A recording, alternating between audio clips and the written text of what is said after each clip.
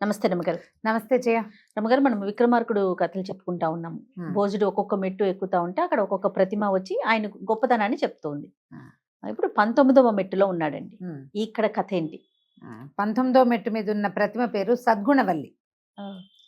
భోజ మహారాజు అన్ని మెట్లు ఎక్కాడు. మొదట విగ్రహాలు ఏమీ మాట్లాడలేదు, కానీ 19వ మెట్టు మీదకి వెళ్ళేసరికల్లా ఆ విగ్రహం చెప్పింది, నీకు విసుగు లేదు, విరామం లేదు, ప్రతిరోజు వస్తున్నావు, రోజు మా రాజు గొప్పతనం తెలుసుకుని నీ చిన్నతనాన్ని నువ్వు అర్థం చేసుకుంటున్నావు, కానీ ఒక ఉపయోగం ఉంది నీకు, ఇవన్నీ తెలియటం వల్ల నువ్వు కూడా రేపొద్దున మంచి రాజుగా మారగలడానికి అవకాశం ఉంది అని చెప్తే, అప్పుడు ఆ రాజుగారి విశేషం ఇంకొకటి చెప్పమని భోజుడు అడిగితే, విక్రమార్కుడు రాజ్యం చేసే కాలంలో సూరసేనుడని ఒక పురోహితుడు ఉండేవాడట. అయితే ఈ సూరసేనుడు ఏం చెప్పాడు రాజుగారికి, ఎప్పటి నుంచో చిన్నతనం నుంచి నాకు యాత్రలు అవి చేయాలని ఉందంటే, రాజు కొంత వలసిన ధనం ఇచ్చి యాత్రలకు వెళ్ళండి, వింతలు విడ్డూరాలు విశేషాలు ఏమైనా ఉంటే అవన్నీ చూసి నాకు వచ్చి చెప్పండి అన్నాడు. డబ్బులు పట్టుకుని ఈ సూరసేనుడు అని ఆయన వెళ్ళిపోయాడు. వెళ్తే ఈయన వెళ్ళే దారిలో ఈ కాశీయాత్ర అవి చేసేటప్పుడు ఆయన శృంగారపురం అని ఒక ఊర్లోకి వెళ్ళాడు, ఒక రాజ్యంలోకి. ఆ రాజ్యంలో ఇతను వెళ్ళినప్పుడు ఊళ్ళోకి వెళ్తే జనం అంతా తుగుడీలుగా గుంపులుగా నిలబడి ఏమిటో మాట్లాడుకుంటున్నారు.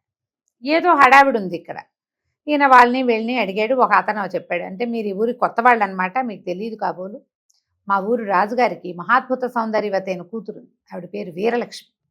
అయితే రాజుగారికి చాలా ప్రతాపవంతుడైన వాడికే తన కూతురునిచ్చి పెళ్లి చేయాలని కోరిక, రాణిగారికి విద్యాధికుడికి ఇవ్వాలని కోరిక, అమ్మాయికి ప్రత్యేకమైన వ్యక్తితో వివాహం కావాలని ఆవిడ కోరిక. ఈ కోరికలతోటి వీళ్ళు బాగా ఆలోచించుకుని ఒక విచిత్రమైన పోటీ ఒకటి పెట్టారు. ఆ ఊరి అమ్మవారి దేవాలయంలో పెద్ద పొయ్యి ఏర్పాటు చేశారట. ఆ పొయ్యి మీద పెద్ద బాణల్లో నూనె కాగుతూ ఉంటుంది. ఎవరైతే ఈ తెర్లుతున్న నూనెలో ఈదగలరో వాడికిచ్చి వివాహం చేయాలని సంకల్పించారు. అంటే ఇప్పుడు విద్య సాహసము, అంటే శౌర్యము సాహసము విద్య ఇవన్నీ ఉన్నవాడికే ఇస్తాం పిల్లలు. ఇప్పుడు కింద పెద్ద పొయ్యి ఉండి దాని మీద ఇంత మంగళం ఉండి దాంట్లో కొన్ని 100 లీటర్ల నూనె కాగుతుంటే, కాగుతున్న నూనెలో చెయ్యైనా పెడతారా ఎవరైనా?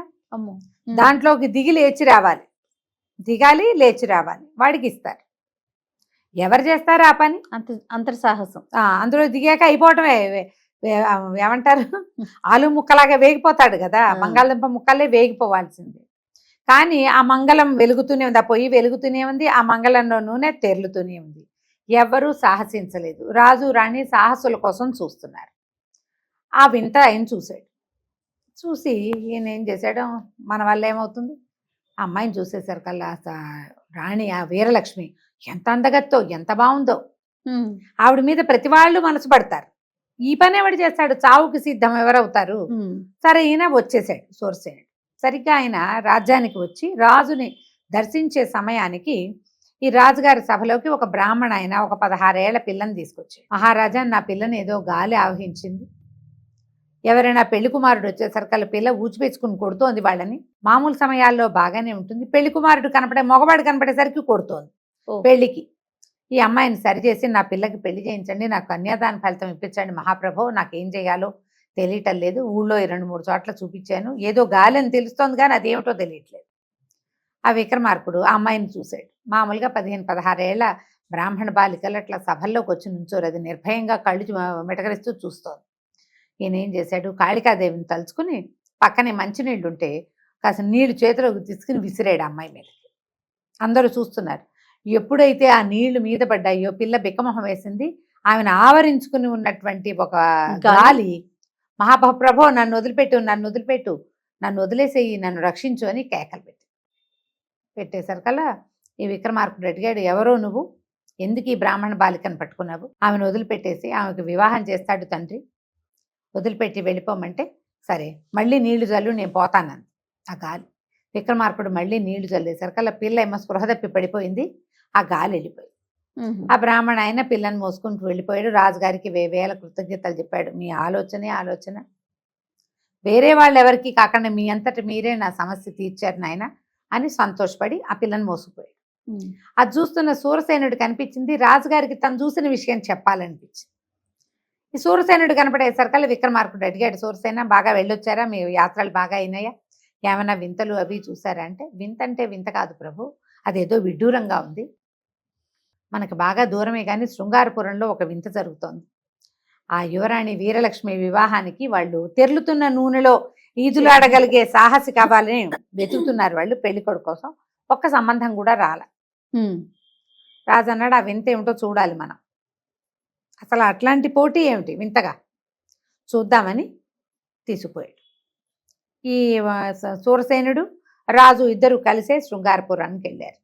ఆ ఊరి దేవాలయపు మండపంలో పెద్ద పొయ్యి, దాని మీద మంగళం, నూనె తెరులుతోంది. ఎవ్వరూ దిగిన దాఖలాలు లేవు. ఈయన ఏం చేశాడు, రాజు జై మహాకాళి అని ఆ గుళ్ళో ఉన్నది కాళికాదేవికి దండం పెట్టి ఠక్కిన నీటిలోకి ఆ నూనెలోకి దూకేశాడు. అందరూ చూస్తూనే ఉన్నారు. ఆయన ఈత కొట్టడం మొదలుపెట్టాడు. ఆ మంగళ నది చాలా పెద్దది, ఒక మనిషి 3 చుట్లు తిరగచ్చు దాంట్లో అంతుంది. ఈతలు కొడుతూ ఉండేసరికల్లా కేకలు పెట్టారు జనం, ఎవరో దూకారని. మొత్తం ప్రజలంతా చేరిపోయారు. ఇలా ఎవరో ఒక సాహసి నూనెలో దూకాడు అని తెలియంగానే రాజు రాణి యువరాణిని వెంట పెట్టుకుని పరిగెత్తుకుంటూ వచ్చారు.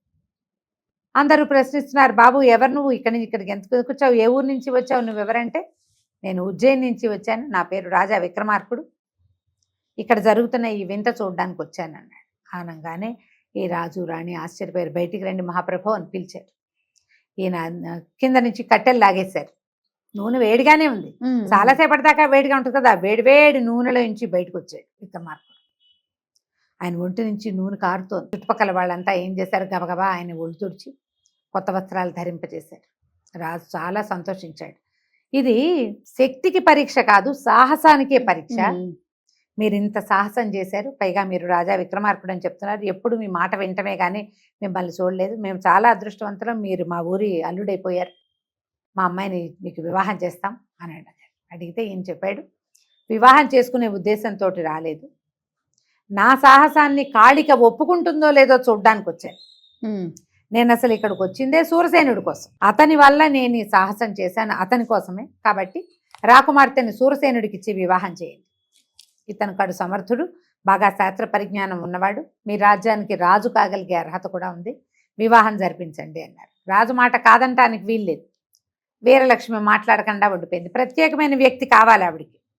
కానీ ఇప్పుడు విక్రమార్కుడి కంటే ప్రత్యేకమైన వాడు భూప్రపంచంలో లేడు కదా. ఇప్పుడు ఆయన చెప్తున్నాడు, నాకు సూరసేనుడు అంటే ఇష్టం, అతని కోసం వచ్చానండి. ఆయన మాట వినాల్సిందే కదా. సూరసేనుడికి వీరలక్ష్మికి వివాహమైంది.